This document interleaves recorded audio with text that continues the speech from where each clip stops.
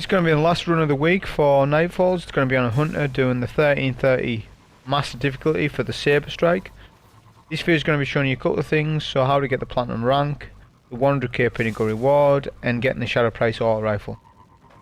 Which Shadow Price is up this week. That's the ritual weapon, if you like, for the week. It's going to be done on a Hunter. As you can see, we're using the Pathfinder, and that's Nightstalker bottom tree.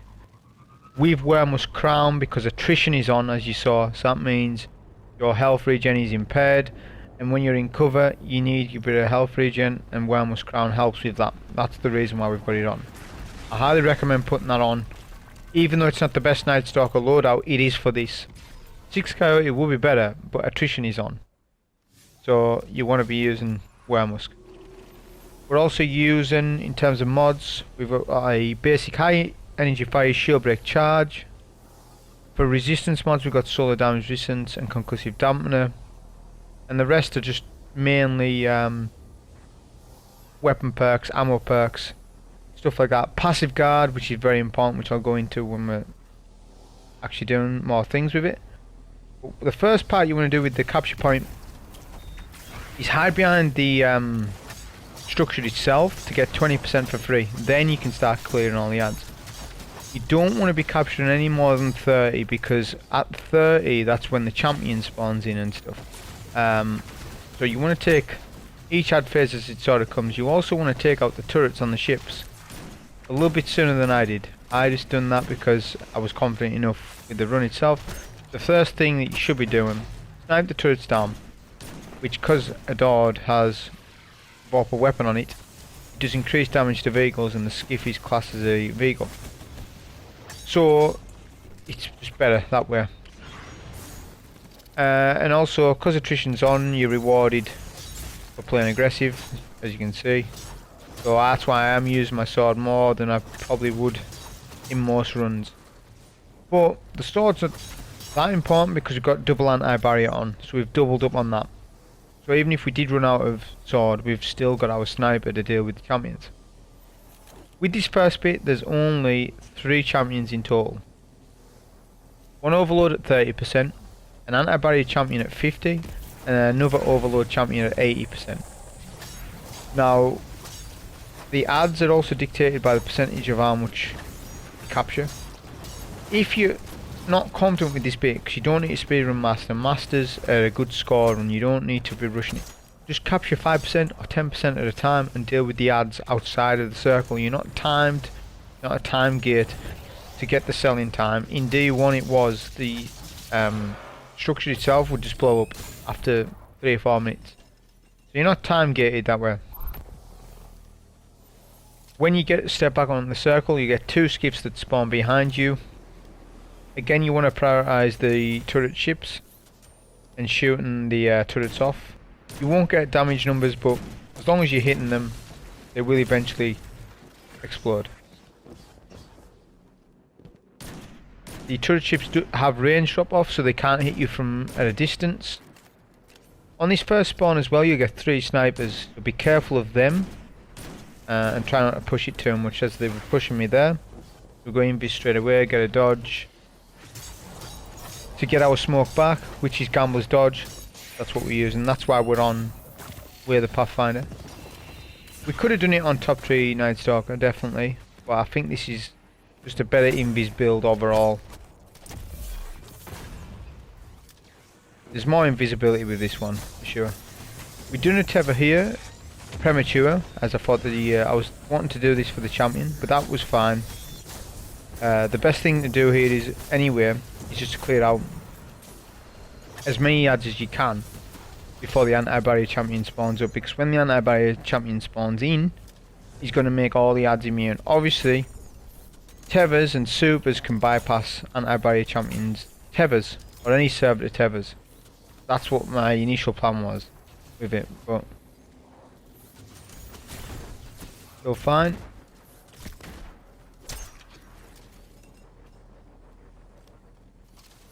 Just deal with each spawn as it comes. As you can see, 3 or 4 ads per phase. As I say, that's probably the safest way of doing it. Not only that, if you optimize here, you can capture more of the capture point coming up. And you can also skip a lot, which I'm going to demonstrate that coming up. Anytime you can bow an enemy, try to do so, because obviously your bow's got overload in it, so you take reduced damage from them, and you can see that by the aura above their head. That's showing you that it's working. And then when ads stop spawning, just capture more of the circle. Try not to capture too much though, because you don't want the skiffs to leave to then spawn in a skiff behind you, because then you've got 3 skiffs and an anti-barrier champion. So you don't want to rush it too much. Got a smoke dodge, we've got a heart of the pack going as well if we get hit. We'll start off with light swings with Lament, and then we'll go for the shield break, as I've found that's more consistent because of Lament and it's tracking on it. If you miss a shield break because you've missed your heavy, then the champion will just regen. The best way, do 1 or 2, 3 light swings, that'll bait out the shield, then you can do your charge up to break the shield.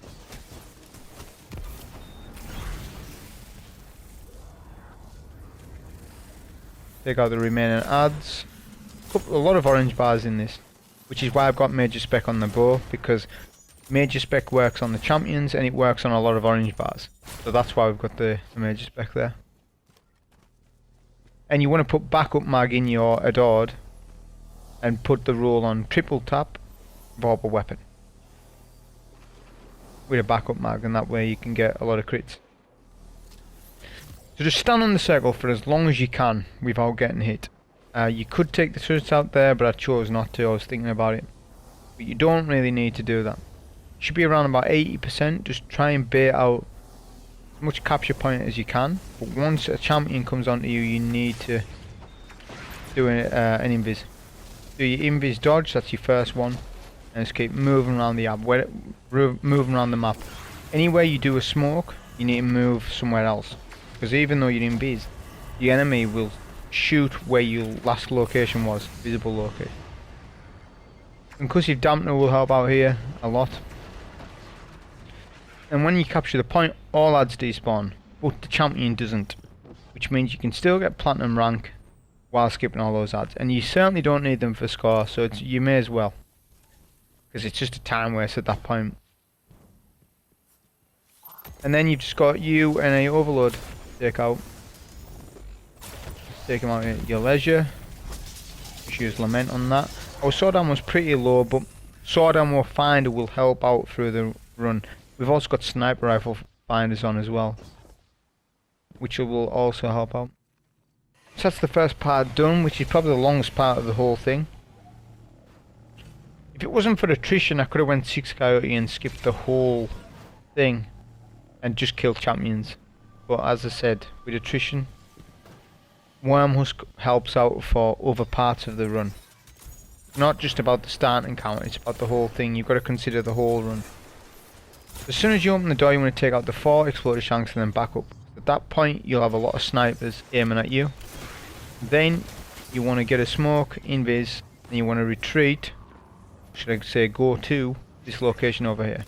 This is the best location to do damage and to take out a lot of the adds. There's a lot of invisible marauders, but if you overload them, that will then stop their invisibility from working, as you can see. It also allows you to do a lot of shared damage with your bow, 'cause mine's got explosive payload on it. And if they do attack, there's also a spawn right here, which is really good. Now, it looks like the marauders, there's 2 sets of marauders, and if you kill so many marauders, a second spawn spawns to my right, which is great. And I knew that because of the audio cue. As soon as you hear that additional audio cue, you can kind of hear it when they're invis. And I got my sword out straight away, so we're getting the passive guard buff, resistance buff. I can just quickly take them out.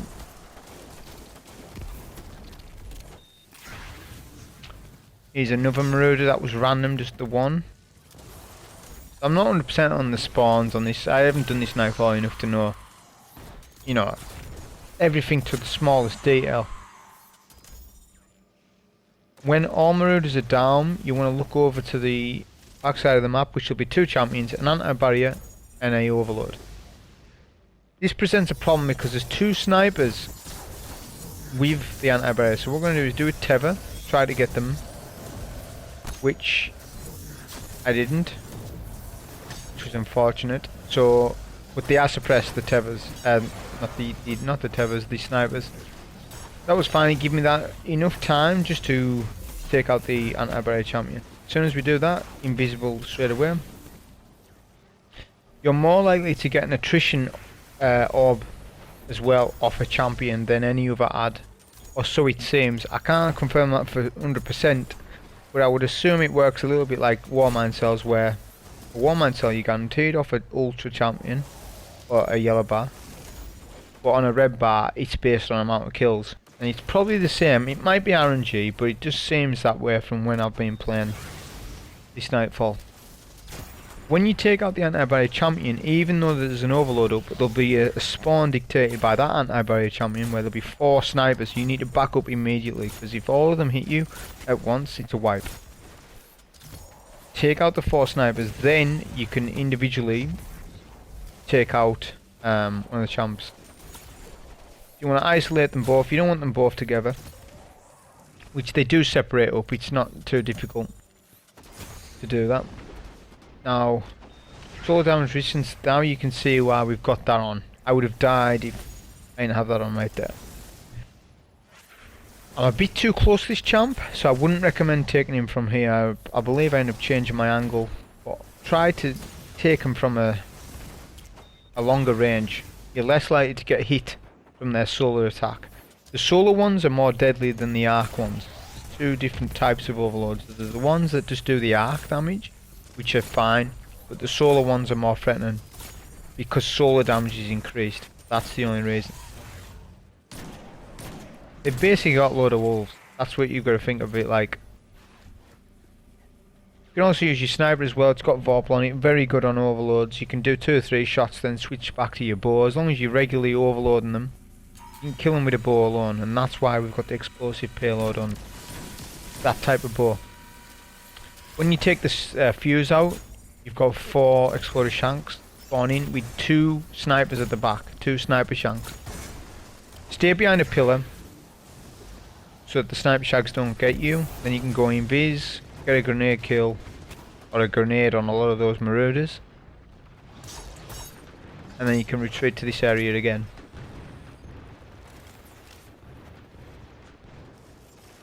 Next thing you want to do is take out the 2 sniper shanks. It's easily done. You can either snipe them or bow them. Probably better bowing them, because you can bow them in 2 shots, and a sniper takes a lot more than that. You're best off just using your bow. Just because they've got no crit, that's the reason why.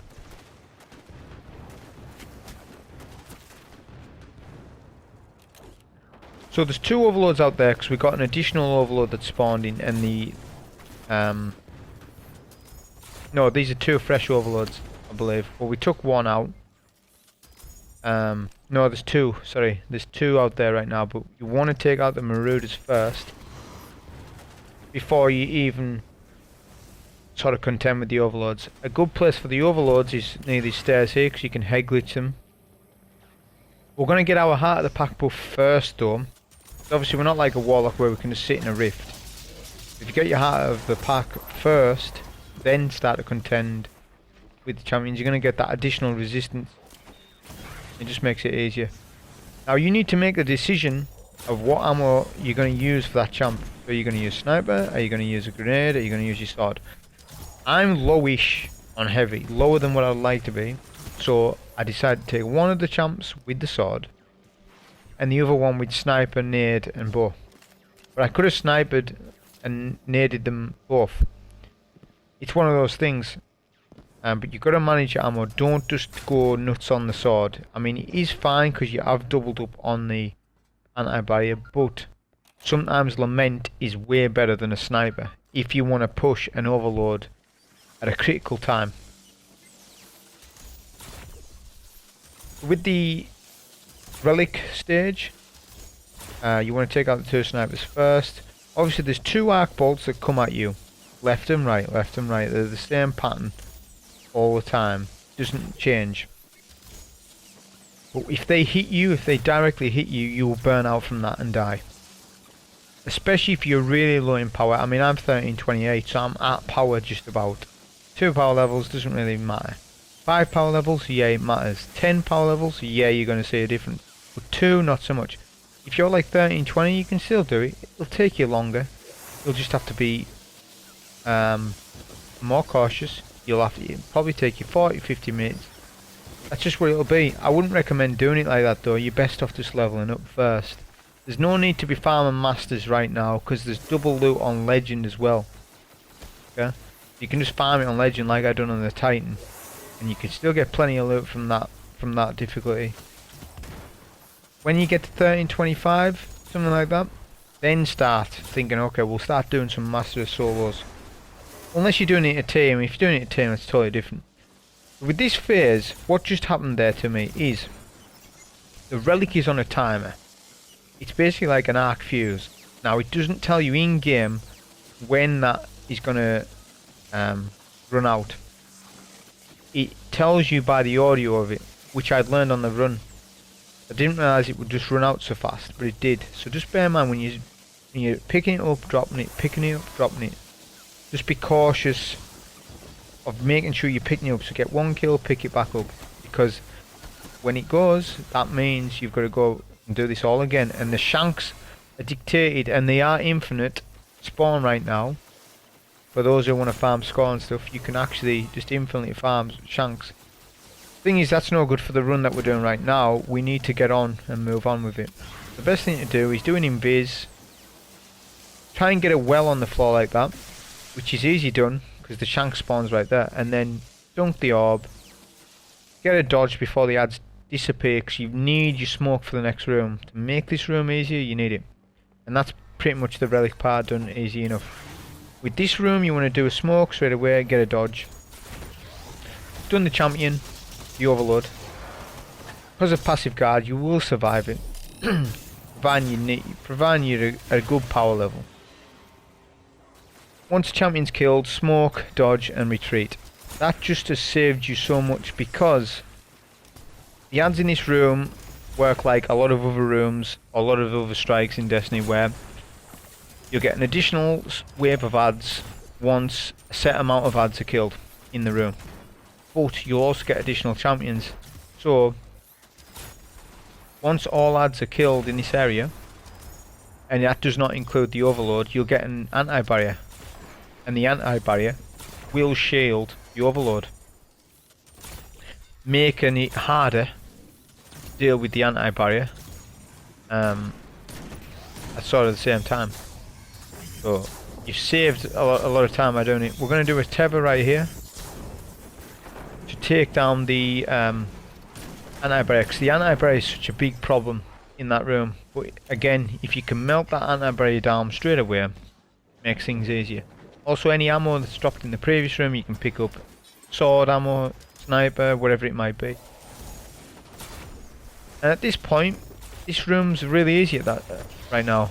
Overloads may push you. If they do, this is a great angle to be taking them. The door in front of you will open and close. Make sure you've got it open though when you need it. And just keep stunning them with the bow. You can even snipe them like so. As I said, this sniper is really good with Vortex on it.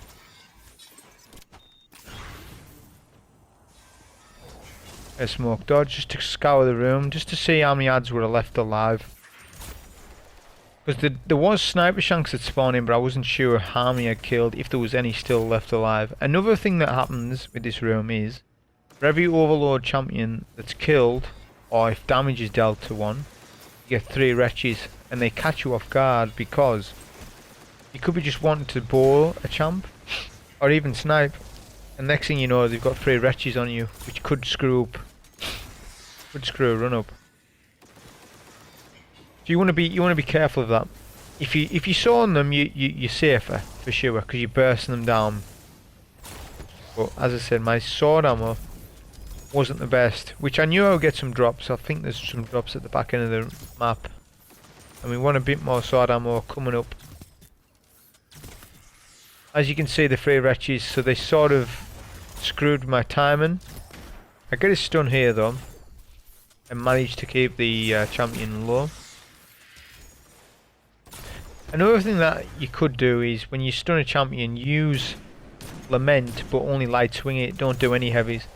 If you just light swing a champion, you can definitely kill them maybe 5, 6, 7 swipes. But again, that's power level dependent, it depends on how high you are and stuff like that. Having a super here is going to be beneficial to you. Now I'm close-ish, but I'm not close enough. Until then, you just want to sort of play it safe. You could get the Anti-Barrier champion up top by sniping him, but he does teleport out of your sight. If he teleports out of your sight, you've just wasted a lot of sniper ammo, which you can't be affording to do. A sniper rifle ammo is really good at the boss because of how the boss is. So what you want to do, if you're going to do anything, try and get any of the ads that aren't tethered, which not all of them are usually. There's usually 1 or 2 that isn't. And then you can come to this zone here and just clear out the ads to the left. To the left of you there'll be 3 Overlord champions, and at the top there'll be 1 Anti-Barrier champion. The Anti-Barrier is the real threat with it, just because there's snipers, there's like 3 snipers surrounding that Anti-Barrier. That's what makes it hard. But as I said, with a tether, you can tether through there, through the immunity of their tether. And it just makes it easier.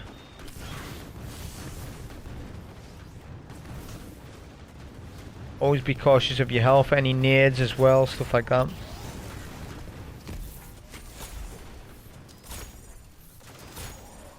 We decided to start taking this Overload, which I think I ended up getting super weak and then backing up from. Just like so. So it's not recommended. You definitely want to take out the snipers at the top, because they're just going to nade you and then put you at a loss because attrition's on. But we have super now, so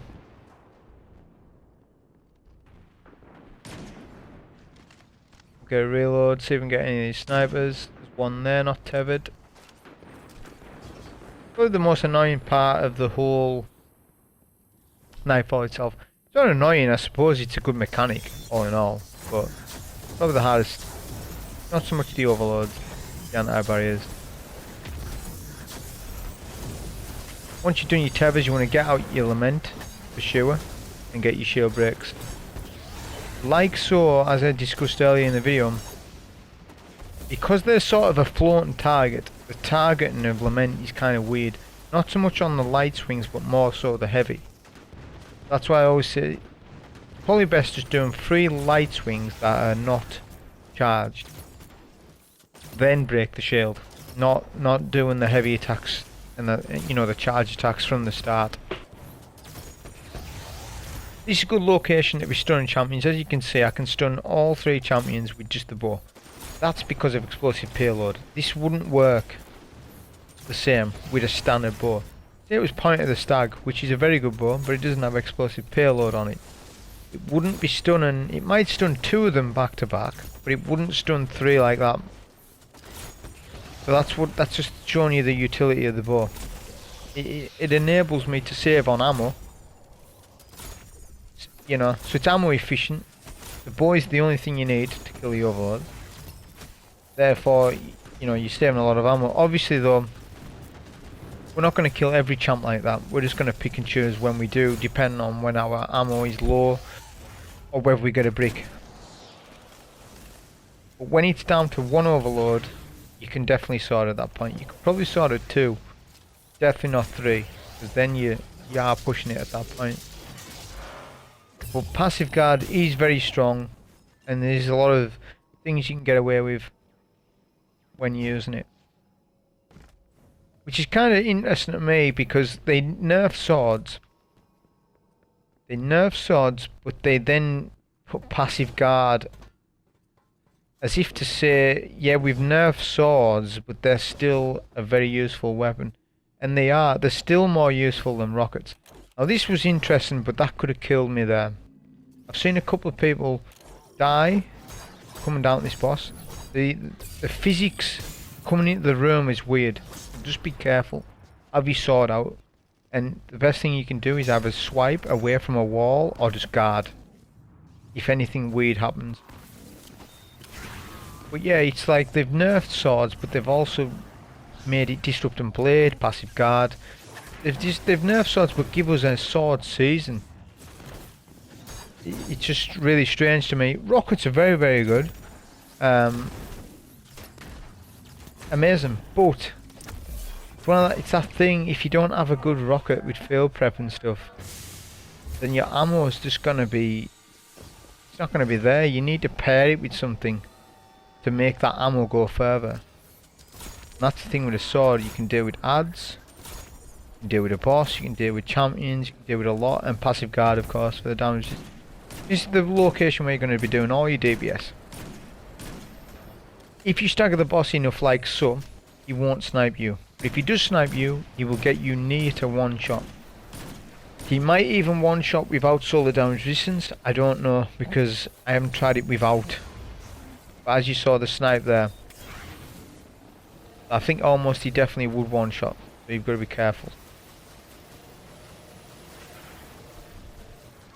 It's a really good location to stand. The boss was sort of pushing us, or wanting to. We want to get rid of him. We use Adored, which is a very good sniper for this, just because it's got with the Vorpal and stuff. And the crit modifier on this boss is really good. When the boss is immune, which as I said there's four phases with this boss fight, but there's only 3, but we'll call it 4. There's 3 immune gates. The last phases are just a transition phase. So you could go from phase 3 to phase 4 and finish the fight. Technically, it would just be a little bit hard to do on this difficulty. But each phase you'll get an anti-barrier champion, not 1, not 2, just the 1, which I thought it would be 2 because in the lower difficulties there's 2 void servitors. I was thinking there'd be 2 anti-barriers, but there wasn't. Obviously the focus is clearing all the shanks before the champion. But right here I was trying to find a good angle on the champion without the boss shooting at us. This boss won't really shoot at you much depending on where you stand. I wanted to do a nade there which would have hit, but it hit that thing. That was just unfortunate. But it's sort of out of range for Lament. And there's a lot of arc stuff going on at the minute. Now environmental damage is increased and you can get pretty much one shot by stuff like that. So I was just wanting to stand here. But we're just going to take him with the sniper safely. Which we ended up running out of ammo on. So wasn't the best. That was definitely not the best way of dealing with it. What I should have done is stand where I was earlier, because the boss is less likely to hit you, etc.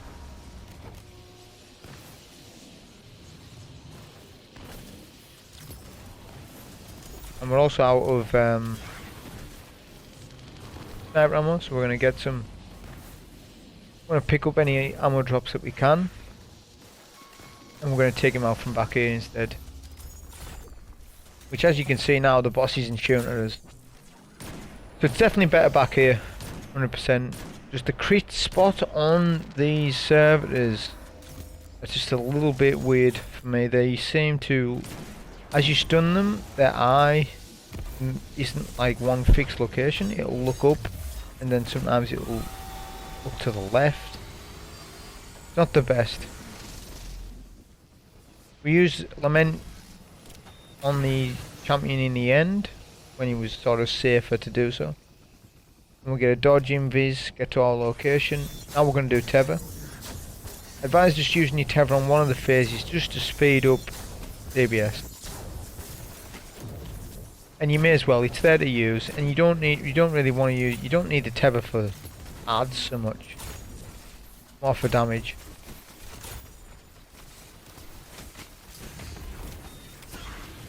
Anytime weak like that, just obviously go invis, get a dodge. This boss is looking dodgy, wanting to come and stomp us, so we use Lament there.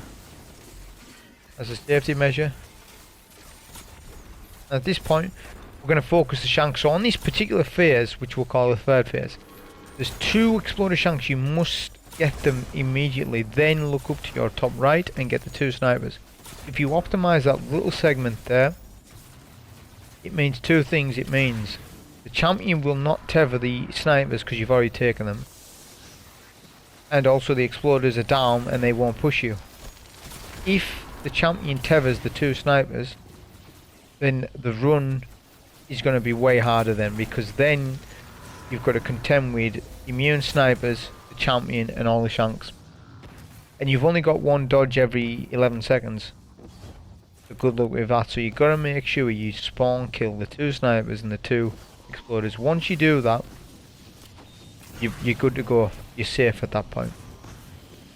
Obviously when all the ads are took down though, the champion will back up to the boss, which is annoying at times because you can't really reliably lament just in case of the electric shock. I'm not sure the radius, but we end up taking him from back here. Okay, good nade going to do double damage, these lockdown nades. We're getting with the sniper. This is now the third phase. This is where things change. So the map rotates. The cover that you see here rotates and isn't here. And then the cover opens up on the left side. This is where we're going to do our next wave, if you like. It's safe on this particular phase because the boss won't push you. But the boss's attacks have changed to void and melt you in close proximity. And there's an almost infinite wave of exploder shanks. Now the is not an infinite wave, but it's a lot of different phases.